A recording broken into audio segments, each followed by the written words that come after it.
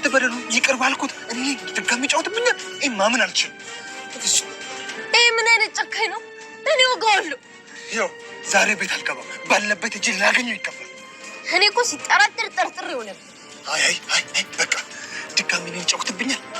እኔ እኮ ለልጄ ብዬ እንጂ ብሩክ እንደዚህ አይነት ሰው እኮ አልነበረም። አረ ብሩኬ በቃ ትንሽ አረጋጋው። ይኸው አሁን ምሕረት የሚባል ነገር የለኝም። ድጋሚ ንቀት የምቋቋምበት ትርፍ ልብ የለኝም። አዝግ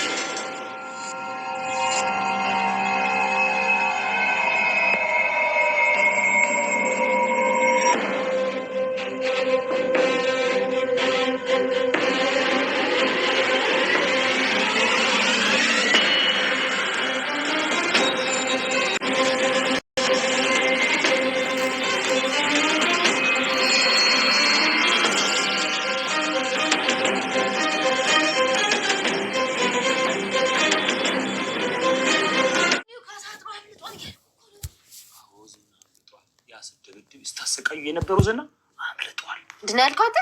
እኔ ዝናን አልደበደብኩትም። እሺ ዝናን ስንከባከበው ነበር፣ ዋስ ሰጠው ነበር፣ ምግብ ሳጎርሰው ነበር፣ ስንከባከበው ነበር። ጭራሽ ጫፉን አልነካሁትም ዝናን። ይሄንን ለራሱ ለዝና ታስረጃዋለሽ። እኔ እንጂ ዝና ላይ አላነሳውም። እሺ ሲጀመር እኔ አይደለሁ እንዴ ምግብ ሰጡት ስላቸው የነበረው እንልቀቀው ስላቸው የነበረው ችግሩን በድርድር እንፍታው በንግግር እንፍታው ብያቸዋል ነበር እንዴ? ሲጀመር ሽንቱን ይሽና ወንዶች አይደላችሁ እንዴ? እንዴ በወንድ ልጅ ትጨክናላችሁ ያልኩት እኔ አይደለሁ እንዴ? ሲጀመር ለዝና አይደለሁ እንዴ ሳዝንለት የነበረው? ሲጀመር ዝና እኔ ጫፉን አልነካሁትም፣ ስከባከበው ነበር እንዴ? ትቀደዳለህ እንዴ እኮ እሱን ሲይዝሽ ታስረጃዋለሽ። ሲጀመር መች እስክናገር ጊዜ ይሰጠኛል። ገና ልናገር ስል ቆሞቻለሁ። ሞገስ ግን መቃብሬ ላይ ምን ብለህ ነው የምጽፈው? እዚህ ቦታ ሲጀመር እኔ ቀባሪ የለኝም። ሁላችንም በአንድ ጉድጓድ ነው የምንገባው። ለምንድን ነው የምትፍሪ? አትፍሪ።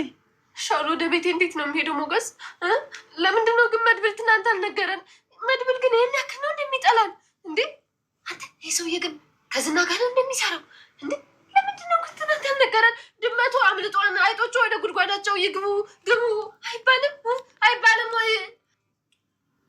ማች ጉድጓድ መግባትሽ ይቀራል። ጉድጓድ ማ ትገቢያለሽ። Let bleach ruin your fabrics. Switch.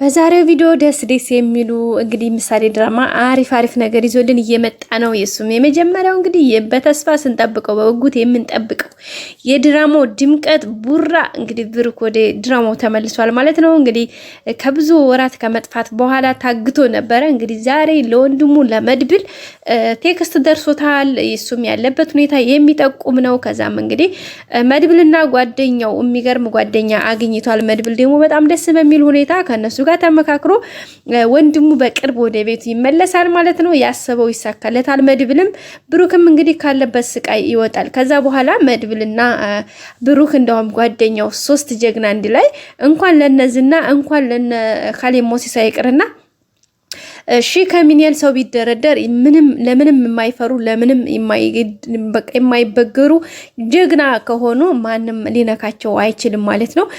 ሲቀጥል ደግሞ የሚገርማችሁ እንግዲህ መድብል ብቻውን ራሱ አይታችኋል። ዝናን ያክል ኃይለኛ ሰው እንግዲህ በእጁ ጠብ አድርጎ ነው የያዘው። በላይም ብሎ በታችም ብሎ በሚገርም ሁኔታ በእጁ ያስገብቶት እንግዲህ ለብዙ ወራት ሲቀጠቅጠው ከርሞ ነበረ። በዛ አጋጣሚ ግን ዝና አንድ ሚስጥር አላወጣም እንጂ በጣም ኃይለኛ ነው።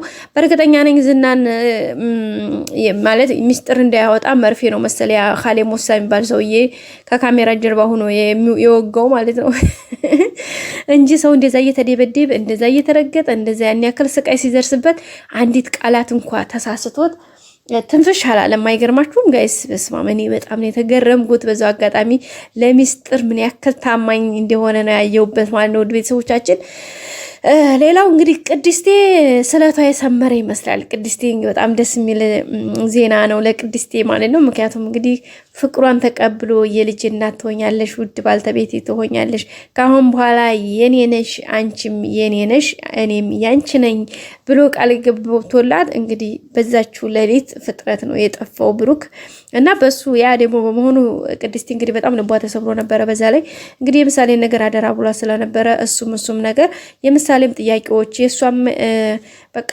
ከሱ ጋር እኖራለሁ ብላ የነበረ ተስፋዋ የወደፊት ራዕይዋ አሁን ብዙ ነገሮችን አስባ ተስፋዋ እንደገና ጨላልሞባትኝ ነበረ ማለት ነው። ተስፋ ቆርጣ ወደ ገጠርም እንግዲህ እንደባለፈው እንዳያችሁት አሄዳለሁኝ በተለይ ምሳሌ እንደታገተች እንግዲህ ጓዟን ሸክፋ ሻንጣዋን ይዛ ወጣ ነበረ። ያው ዳጣና መድብል ባክሽ ብሎ በስንት ጉድ ሲቀጥል ዳጣ ደግሞ እንዴት ታደርጊያለሽ ታዲያ ይሄን ያክል ምናምን ምሳሌ እንደጠፋች ያለችበትን እንኳን ሳታቂ፣ ሁለተኛ ደግሞ ብሩክ እንደው ምን ደረሰ ሞታ አለ የሚለውን እንኳን ፍንጭ ሳሰሚ እንዴት ወደ ገጠር ወደ ክፍለ ሀገር ለመሄድ ታስቢያለሽ በጣም የምትገርሚ ሰው ነሽ ምናምን ብላ ዳጣ ስትቀየማት እንግዲህ በዛ ነው በጣም ይቅርታ አጥፍቻለሁ እንዴ ለካ ብላ የተመለሰችው የነበረው። እንግዲህ ከዛ ከብዙ ነገሮች በኋላ ዛሬ እንግዲህ እንደምታዩት ብሩክ ወደ አባላቸው ሊቀላቀል ትንሽ ደቂቃና ሰከንዶች ነው የቀሩት። እሱን ለማላስለቀቅ ምናልባት ትንሽ መስዋዕትነት ሊከፍሉ ይችላሉ፣ ግን መኖሩን ማወቁ በራሱ መድብል በጣም ደስተኛ ነው። ምክንያቱም መድብል የሚፈልገው ዋናው ነገር መኖሩን ነው። ገብቶችኋል አይደል ቤተሰቦቻችን? ስለዚህ ዋናው በህይወት መኖሩን ስለሆነ የሚፈልገው በህይወት መኖሩን አረጋግጧል። እሱም በጣም ደስ የሚል ዜና ነው። አሁን ላይ በስክ የሚከፈለው መስዋዕትነት ቢከፍል ኢቭን ኢፍ ቢሞት መድብል አይቆጨውም። ምክንያቱም ይሄ ነው ብሎ እንትን የሚለው ነገር ምንም የለውም። ሲቀጥሉ በቃ ወንድሙ ነበር የሱ ሌሊትም ቀንም እንዴት ወንድሜን ማስለቀቅ ያቅተኛል፣ እንዴት ለወንድ ወንድሜ መሆን አቃተኝ፣ እንዴት ብሩክን ያክል ወንድሜን እንዴት አጥቼ ቁጭ እላለሁኝ? አሁን በኋላ እኔ መቆም ከመሞት ምን ይሻላል? እኔ ብሞት ይሻለኛል፣ ራሴን ከማጠፋ ደግሞ ጠላቶችን አንድ ይዤ መጥፋት አለብኝ እያለ እንግዲህ ራሱን በተለያየ ጥያቄዎች እየጠየቀ ከራሱ ጋር እየተጣላ በቃ አሁን ላይማ በቃ ተስፋ ሊቆርጥ ሁሉ አሁን እኔ ማን ነኝ ወንድሜን እንኳን ያለበትን ሁኔታ እንደው ሞቷል፣ መሞትም እኮ ሞቷል ተብሎ እንኳን መቀበልም አንድ ጸጋ ነው። ግን ለምን እንደዚህ ሆንኩኝ ማለት እንዴት አቃተኝ እያለ እንግዲህ የተለያየ ጥያቄዎችን ወደ ራሱ እያመጣ እየጠየቀ ነበረ። ደስ በሚል ሁኔታ ሁሉም ብሩክ ያለበት ታውቋል ማለት ነው። ቤተሰቦቻችን ሌላው ምሳሌ እንግዲህ በጣም ጥያቄዎቿ እየጠነከሩ ነበረ። አሁን ላይ ደግሞ በተለይ ትምህርት ቤት መሄድ ያቁማለች የምትለው ቤት ነው። የሚገርመው ነገር አባቷ የነገራትን የበፊት ማለት አባቷ ጋር ሆና ያሳለፈቻቸው ጊዜያቶች ስትዝናና ምናምን ያንን ሰዓት እያስታወሰች እንግዲህ በጣም ነበር የተጎዳቸው። ምሳሌም አሁን ላይ ነገሮች በቃ ከምችለው በላይ ሆኖባት ነበረ። እንዲሁ አባቴ በምን ሁኔታ ውስጥ ይሆን እያለች የነበረበት ሰዓት ነው። ሌላው ዝና እንግዲህ ፕላስተሩ ለጣጥፎ ተመልሷል። ግን ምንም እንደተሸነፈ ገብቶታል ማለት ነው። ጓደኛውም ከከተማ ወጥቷል፣ አልተገናኙም። በቀጣይ አዲስ ቪዲዮ እስከምንገናኝ ሰላም ቆዩ።